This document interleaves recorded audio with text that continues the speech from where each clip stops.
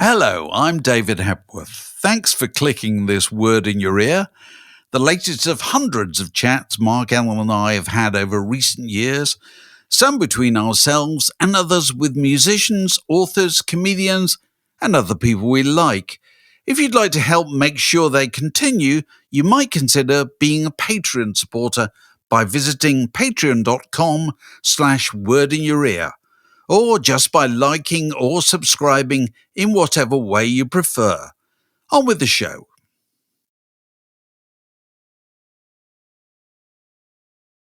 Word down your way. Testing 2, 2. Well, it's another edition of Word Down Your Way. Those about to go on tour, remembering the first bands that they saw and played in. And in the hot seat today, delightfully, Ian Broudie. Ian, it's very nice to see you again. Lovely to see you. Thanks for having me. Not at all. Where are you? I'm just at home, actually, today. I came back home last night. I've got 2 days, then we start rehearsals, and then we head out on tour. So I'm just trying to build up my vitamin C stocks and all that, you know, like You had your few flu jabs and all that kind of thing. Few jabs and about 7 grapefruit on the hour every hour. I'll be wearing a grapefruit tonight. Yeah. That's really good. Well, we'll come to the tour in a moment, but we were going to ask you about just first memories of live entertainment, really. I mean, this can include, we've talked to people recently, Dave, haven't we, about pantos, circuses. Yes, don't mind all that. Anything at all. What was the first group you ever saw? Can you remember? Yeah, well, I can really remember because it's a bit of a story, actually, regarding this, and it's an unlikely group. So when I was a kid in Liverpool, which would be the 60s, and my dad had a mate, and I had 2 elder brothers, and the Beatles were going to be playing in Liverpool, and his mate managed to get tickets, but he would only give them the tickets if they took the little brother, which they were really not happy about. So they had to sort of take me. And I was about 5. I remember this. You were 7 or something, weren't you? Right? 7, something like that, yeah. And I don't know how old I was, you know. So my first ever concert was the Beatles in Liverpool. Well, it's been downhill all the way since. I was going to say, I don't bother since then, you know. No. So was that the Liverpool Empire, or where was it? Do you know what? All I remember about it is, so it was either the Royal Court or the Empire, or would have been one of those. And I just remember going in and someone giving me a flyer. Why they gave a little kid a flyer, and it said, Kathy McGowan. I thought, I've no idea who that is, but great, you know. And what do you remember of it? We talked to Bob Geldof. I can remember he would have been a bit older than you, but I mean, he was just said it was quite frightening. Actually, he was quite frightened seeing the Beatles when he was that young. Absolutely. So what happened was we went in, and the lights went down, and everyone in the room started screaming, and I started crying. And my brother said, "We're not going. We're definitely not going. Shut your eyes. Put your fingers in your ear." So I shut my eyes and I put my fingers in my ear, and that's all I remember. You don't remember? Could you see anyone? Well, you probably would have been able to see everyone. Everyone would have been standing up. Everyone was screaming. I was crying, and I remember turning the other way and having my hands on my ears and just, you know, that's all I remember. I don't remember it finishing or going home. That's my only memory of it, you know. It's kind of authentic, isn't it, really? Because live amplified music is on one level quite frightening, isn't it? I don't think I could hear any amplified music. It was just girls screaming. I suppose, yes. Just girls screaming. But did you re-nose that story the next day when people said, wow, you know, you went to see the Beatles, what you like? You said, brilliant. Absolutely amazing. Should have been there. Do you know what? I never even thought, because I was just so young, and I loved the Beatles, but at the time they seemed like a local band because, you know, they'd all been around the area where I lived. Well, you were born on Penny Lane, weren't you? Yeah, and so all the schools, Quarry Bank, it's all the same schools and everything. So they seemed a bit like a local band. And obviously I was very young. And I only remembered, it was actually a memory that was lost, you know, when you're a little kid. Right. And then later on, about 20 longer years later, I thought, oh, yeah, that was, of course I went to the Beatles. And I said to my brother, and he was quite mischievous, and he said, that never happened. I don't know why. And I said it in an interview somewhere, and he said to me, I heard that interview, that never happened. And I was like, blah, blah, blah. And for years he said to me, you've dreamt that, you've made it up, it didn't happen. And I thought, oh no, I did an interview, I did it. And then he was talking to my son, Riley, and he didn't know I was in the other room. And they were talking about that. And he said, well, I did see the Beatles, but I had to take your dad, and I really didn't want to take him. And I came and I said, I knew it was true. I knew it. So then it was validated. So it was a sort of a lost memory and now all I remember is the screaming and the Kathy McGowan poster.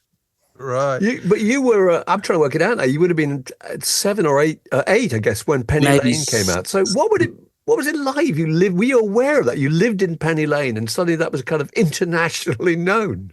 Yeah, well, it was, I was born there. I lived just off Menlove Avenue, funnily enough, but I sort of, my memory is, like, even as a kid, like, we've got this little video Super 8 footage. That's all I've got from, my parents didn't really film anything much. And the two bits of me are, one, I've got a football under my arm and I'm in the back garden. And the other one I'm holding up with the Beatles dancing on a bed. That's perfect. Like my life your life mapped out at the age of 7. It was like brilliant. Nothing much else happened, That's so great. So what else can you remember after the Beatles? I mean, what else do you remember seeing gigs in maybe the early 70s or whatever? Any bands you saw then? Yeah, well, I remember my brother taking me to see Dark Side of the Moon on that tour. Yeah, they were touring that. And then the first place I went there was a boxing stadium called The Stadium in Liverpool. And I remember seeing Free and Captain Beefheart played there. The guy that's called Roger Eagle, who later... What lineup? Can we stop at Captain Beefheart? Come on. I only ever saw him once, and I was so excited. Yeah, go. Which lineup? Was it Windy or Fingerling? There's a great thing online, a photo of him in Liverpool at the time. And there's I think it was the Blue Coat Gallery had commissioned him to exhibit his paintings as well, and he'd forgotten, so he did all the paintings the night before in his hotel room. that was the story. The paint was still wet, Yeah. So it was, it would have been, the mothers of invention. I don't know if I'd have even delved into, I'd have had, hot right. You just had a few albums really, and right. And so were you following your brother really? Yeah. They would be I think up to that, because that would be quite, I'd still be pretty young. We used to sort of leave school and kind of go on the bus, change T-shirt, put the blazer in a bag, get down to the stadium, hang about and try and get in. And Roger or Dorian used to kind of let you in eventually, do you know what I mean? So we didn't really have tickets. And we'd sort of, that carried on. Roger Eagle, who used to put the gigs on in the stadium, then opened a club called Eric's, which I kind of lived in. Or, my band Big in Japan rehearsed in there. I used to do the load-in for the bands. I saw Big in Japan at Eric's. Oh, wow. I swear I did. Who did you support at Eric's? Was it like Rockpile or something like that? I swear I saw Big in Japan at Eric's. I'm just trying to think. It was because I'm singing to you because I'm made out of glue. Yeah, well, that was the Sausages from Mars. That was our side project. You saw the Sausages. We were the only band who, before we'd done 3 gigs, had a side project. And that I was there. I was there. That is right. And it was hot. I think we only ever did it. I don't know why I was really in it, but it was just Holly Johnson and Jane, and they'd sing a couple of Velvet Underground things, and I'd play the acoustic, How did you get into that band? Well, I was kind of so at that time, Matthew Street I'd just sort of left school at 15, 16. I was, didn't have a job, on the dole. Liverpool was quite a depressed place then. And there was an area of town, which was Matthew Street, which was just deserted warehouses, really, cobblestones. And for some reason, I had my guitar. Where the cabin was, wasn't it? It's that street, but it was, nothing really there much. And there was a warehouse there. And these guys called O'Halligan had got this warehouse, rented this warehouse, and they had a sign outside that said the Liverpool School of Music, Dream and Pun. And I was kind of walking past, and there was a bit of waste ground with big kind of metal containers on it. And a guy had a cup of tea, and he sort of said, I was like, well, what's this? And he said, oh, we just, come in, have a little look, got a little arcade downstairs, or there's people with a stall. So I went in, and it was, you could just have a cup of tea, and it was the School of Music, Dream, Art and Pun. And while I was in there, I bumped into Bill Drummond, who had come up to Liverpool with a guy called Ken Campbell. Oh, of course. And he was putting on a play, The Illuminatus, and he decided he didn't want to do it in London. So he brought all these actors up. And by the time I'd been in there about 2 hours, I was in the play. And you were like 16 or something like that. Yeah, I was in the play as a guitar player. And through that, I met Bill and I met Jane.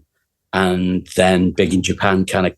So that's incredibly fortuitous, isn't it? Yeah. That's a sliding doors moment, isn't it? That really is. Ken Campbell, very significant figure. Yeah, it's very serendipitous kind of era. And then opposite where the music school of Dream, Art and Pun was, the idea being that Carl Gustav Jung had called Liverpool the Pool of Life, and all the ley lines would meet under this building, which was, I think, completely made up. But I just thought that would be cool if that Let's assume so. So let's say it. Yeah. Very Bill Drummond, though, whatever it is.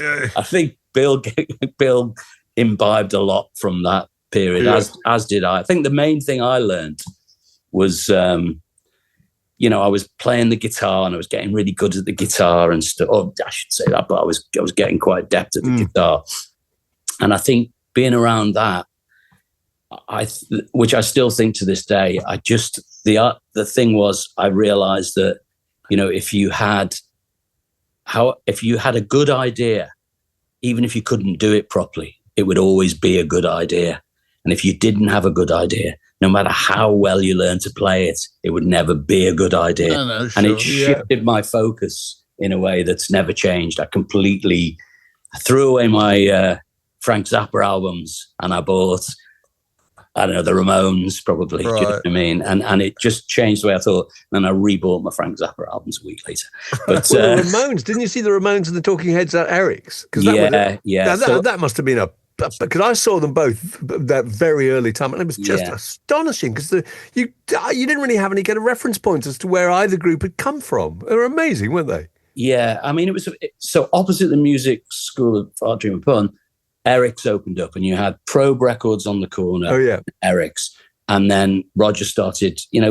So all the bands that I loved, the bands you're talking about, I thought were massive, but actually they were playing a club for 400 people. I thought they were, obviously they probably someone else was number one in the charts, but for me it was like I saw I saw everyone, and the thing was I was loading in the equipment, so I'd talk to them, and it became very real in a way, like I could maybe do that, and it was very like you were just saying, you were seeing these world-class groups, really. And they felt like that then. For me, I should, punk rock, 1976, 1977, it was all in New York. I wasn't that mad on, obviously the Clash and the Pistols, and they're really good. I love Mick Jones's song. But for me, it was like from the New York Dolls and the Velvet Underground into television, Talking Heads, Blondie, the Ramones, all that stuff I loved, you know what I mean? That was Richard Hell, all that stuff I was kind of why particularly like them? Just like the music, I got it. The Ramones, I adored the Ramones. I just, as soon as I heard it, it was, I just loved them, you know what I mean? And did you not think it was funny? That's the thing I always remember about the Ramones. You thought, this is hilarious.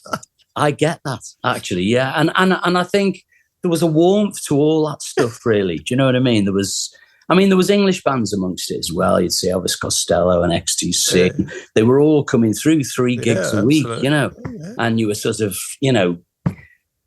I think for me, one of the reasons I liked it so much was all these bands would be on and they'd be busy. When the Clash were on, it would be rammed full, and it used to feel to me like this is happening everywhere in the country. But on the nights where it was like XTC or it was the Ramones, you were in a select gang. Yeah. Do you know what I mean? Well, that was the beauty of that time. They were really hot, these groups. They were on the cover of The Enemy, and John Peel played them on the radio, and people were talking about them. But you could still get to see them, couldn't you? Yeah, that's what it wouldn't be full. It'd be busy. You didn't need a credit card, and you just turned up and you got in. You know? Yeah, and as you say, you always imagined it was much, much bigger than you thought it was. You know, it's like you put those groups on the cover of The Enemy or whatever, and they'd be selling, nearly 250,000 copies. But actually, when you went to see them, it was just these tiny little clubs. Yeah, which is weird, isn't it? Yeah, so my world was The Enemy, and I thought these groups are enormous. Well, because the audience for music at that time was people between the ages of 13 and 30. That's all it was. Wasn't it? Didn't go any younger, didn't go any older. Yeah. Nowadays it does. That's why it's different. Fundamentally different now. Yeah. But it was, and it was all about, it was a bit of a secret that you were in, Yeah. So that became a sort of spiritual home for you, didn't it, Eric? So it was obviously a kind of life-changing. Yeah.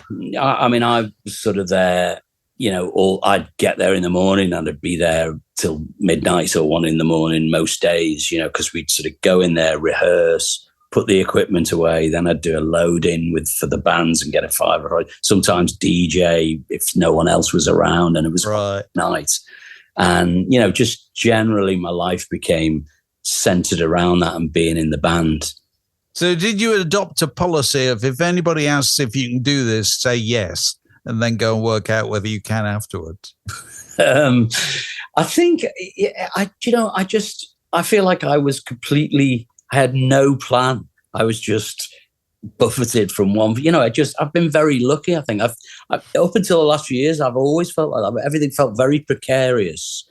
And just something always came along. I didn't really ever give it an awful lot of thought, but just something would come along, really, And then, never really had a plan. That was an amazingly exciting time, wasn't it? Because, I used to go up to Eric's quite a lot. I remember for The Enemy and go and see, I saw the Bunnymen there, I saw Teardrop Explode. And you really got the impression this was, we always billed it as the second coming of Liverpool, wasn't it? It was kind of, second wave. It must have been thrilling to have been there and been part of that. Well, it was kind of a real moment for me because obviously with the Bunnymen as well, they were kind of my mates and they convinced me to produce them, which was not on still isn't. I'd never one of my ambitions to be producing anyone, And, it was a funny thing seeing your pal get up on the stage and be Ian McCulloch all of a sudden, and I was like, whoa, where did that come from? So I was quite in awe of them. Probably them more than the Teardrops, That's such a good point, that, because if you know somebody personally and then see them on stage, Dave and I went through this a bit with Neil Tennant from the Pet Shop Boys, who we used to work with at Smash Hits, and suddenly you were up there seeing him on stage and you're thinking, that's the guy that I last saw trying to help me mend the photocopier. I can't quite work this out, Yeah, no, it's like their secret identity, isn't it? Yes, it is. I felt with Ian, it's like, who's this fella? Where did those words come from, Yeah, absolutely.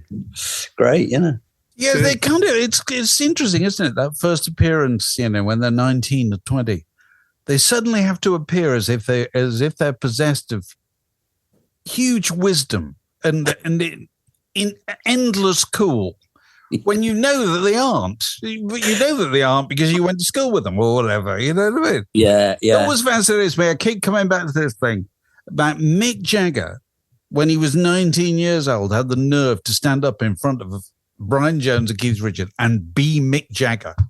And he was doing it on his own. He didn't hide in behind a guitar or anything like that. On his own, out front.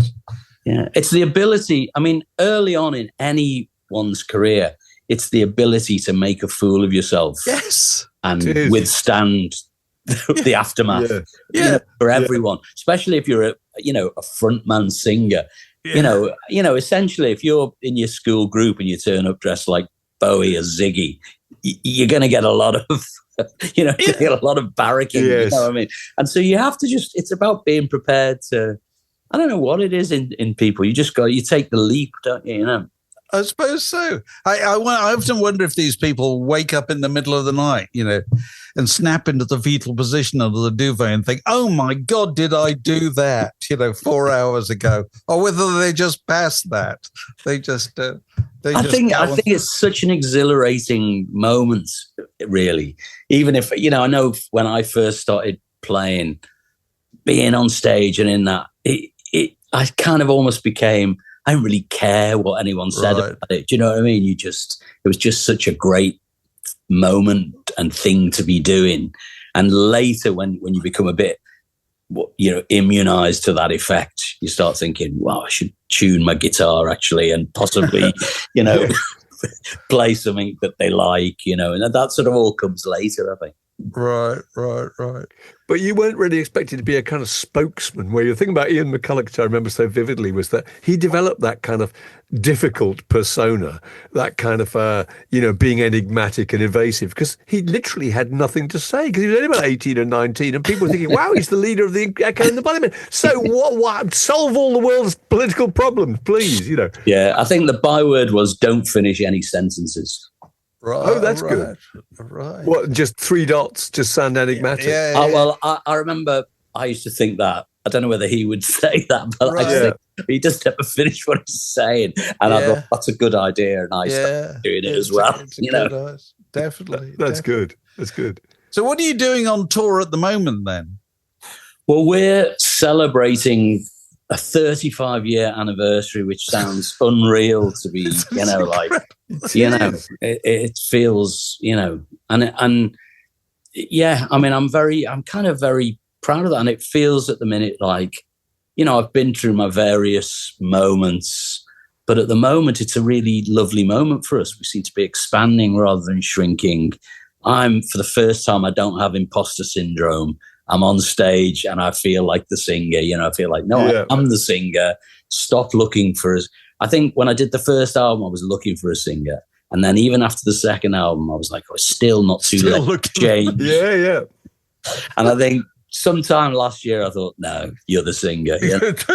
You're not going to get one now, I don't think. Especially when they said it's the 35-year anniversary, you think, yeah, that's incredible. You're the singer. So 35 years, that means you've been together longer than the Glenn Miller Orchestra or the Count Basie Band, probably, you know what I mean? It's absolutely extraordinary, isn't it? It's a funny thing, time in that sense, isn't it? So with the media we have now where everything lasts forever, because at that time you're talking about, you know, we rediscovered this band from ages ago that everyone had forgotten, called The Doors. Yes. You know what I mean? And Scott Walker. And you think it was only 4 years since you know, I mean, you know, the Sex Pistols and the Beatles finish in 71, don't they? Sex Pistols are going in 76. It's no years, time at all. You know? No time at all. But it was gone. That compilation of the Beatles stuff that came out in what year was it, Mark? 68? 66. You mean the collection of Beatles oldies. Beatles they oldies, put that out in 1966, didn't they? The hoary old records that had come out 2 years beforehand. Yeah, it is. It was definitely disposable, wasn't it? You know, it was just completely different. Yeah. But it also gave you an impression of just how fast things moved. That something came out 2 years ago was considered to be an oldie. It was kind of in the past, you know. Yeah. Well, there was nowhere for it to exist, was there? If it wasn't on the radio and it wasn't that's TV, true. Yeah. It was gone. You know, I suppose it is probably the internet that keeps things around, or you know. Because you must find, you know, nowadays it's presumably a lot easier to kind of galvanize your followers than it would have been 20, 30 years ago. Is that true? Yeah, I would say that, especially with music, it was like if there was a wall of music, the enemy or whatever it was, and radio would be a very narrow torch beam on that wall. Yeah. And then all of a sudden the internet lit the whole wall up. You know, and everyone can see all the bits, and they go, "Well, I like that bit still." Yeah. And I think that's probably a terrible analogy, but it feels like it's good. It feels like it was always there, but you just could never see it, and you couldn't find your audience. And that's one of the lovely things is that, you know, you're able. I think when we play, and hopefully these gigs are going to be the same. It's a really wide age group in the gigs. There's, just all ages really, and they're quite like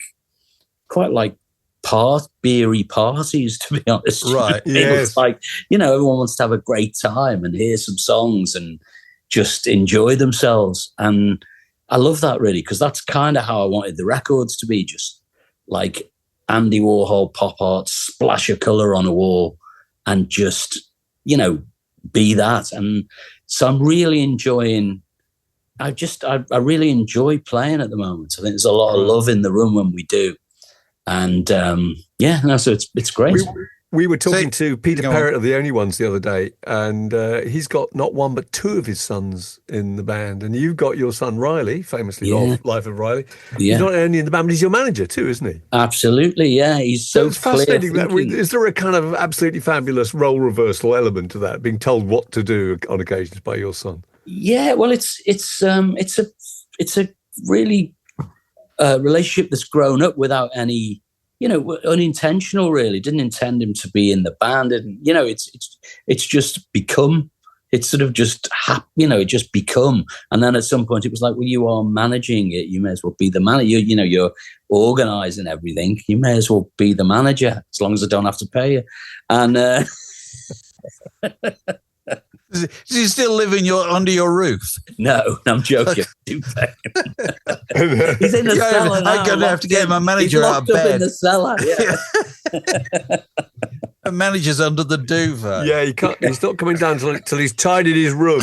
Yes, yeah. I'm afraid he can't book the gigs till his room's sorted out. Yes, absolutely. So, what are you doing on this tour? You're doing everything, presumably. We're doing lots of stuff actually. A few things that we haven't really played for a long time. Some other, but you can't. Obviously. If we just play the songs that everyone would expect to hear, we're up to about an hour and a quarter, and then we do a few others, right. And we vary it on different nights, I think, or that's the plan anyway. You always think you're going to vary it on different nights, but then you really like, you can't help being drawn to the ones that everyone reacts very well to. Right. Halfway in, you kind of get it. It's interesting how bands do that, actually, because I see a lot of bands now, it's really different. I've never really done that, but they rehearse. I was chatting to someone who's saying they rehearse and they get together for rehearsals and they have written out what the set is going to be. And they go through it in order for a week or two. And then they go out and they tour for a year. And that's the set for a year at every gig. But I've never really done that. I've always rehearsed quite a lot, and then gradually the set becomes the order and all that sort of thing. You know what I mean? So, but also there must be an element of people who come and see you more than one time. There's no point coming if you're playing exactly the same thing and almost certainly saying the same things between the songs. Yeah, but people do, don't they? And a lot of shows. I suppose it'd be like seeing a play another time or something. Yeah. But I think also people. There is an element to what you said, but I think if you kind of want to hear those songs. If I went to see, a band a second time, I would want all the things that I enjoyed again. Yeah. Do you know what I mean? Well, I remember when we talked to you last, you had a certain ambivalence about Three Lions, because you said the problem with Three Lions is it brought a whole new audience to come and see the Lightning Seeds who knew that song but didn't really know any of the rest of it. It was sometimes a bit dissatisfied. Have you kind of resolved that in yourself now? Yeah, well, I think I was wrong about that. I think what's happened is through Spotify and all these things, people have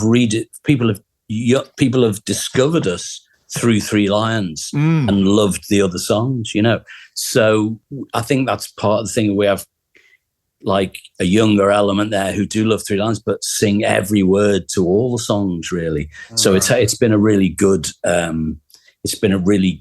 thing. I was saying to someone the other day, they were sort of saying, that this idea of being remembered for Three Lions and stuff. And I was saying that all the way through, I have been looking for a singer. And the only song I don't sing, do you know what I mean? It's the biggest song. It's the ballad. So in some ways, I think I was probably right. You know what I mean? So, I still feel like I've just reopened that box in my mind now. I'm looking for a singer again. Oh, well. So the tour starts when? The tour starts on early November, I think. Thursday, next Thursday. Right. And runs through till 16th of December, I think, which I think we finish our tour. And then our last gig of the year is a lovely gig, actually, in the Co-op in Manchester with Paul Heaton and the Zootons, both of whom I've just produced tracks for in the last year. Right. So that'd be a really And you're doing Blenheim Palace, I think. Isn't that one of them? Blenheim in the Palace? summer. Yeah, that's in the summer. I think that's in. Is that with Richard? Right. Yeah, maybe. Yes. Yeah. Oh, maybe it is. Yeah. That's brilliant because there's something very Christmas about the Lightning Seeds. That works, actually. Yeah, I love. If we tour, I tend to do it this time of the year. I just think it's cold. You get to the venues, everyone's in the mood for Christmas, but not quite. You do a Christmas number.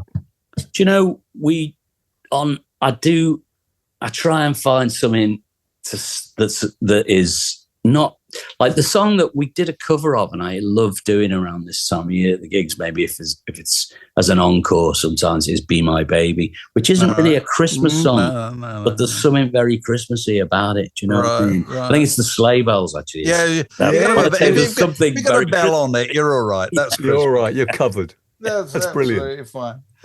Well, look, lovely to talk to you, Ian. Yeah, thank you. And, as we used to say on the telly years ago, good luck with the tour. Thank you very much. Come back and tell us all about it, etc. Word down your way. Testing 2, 2.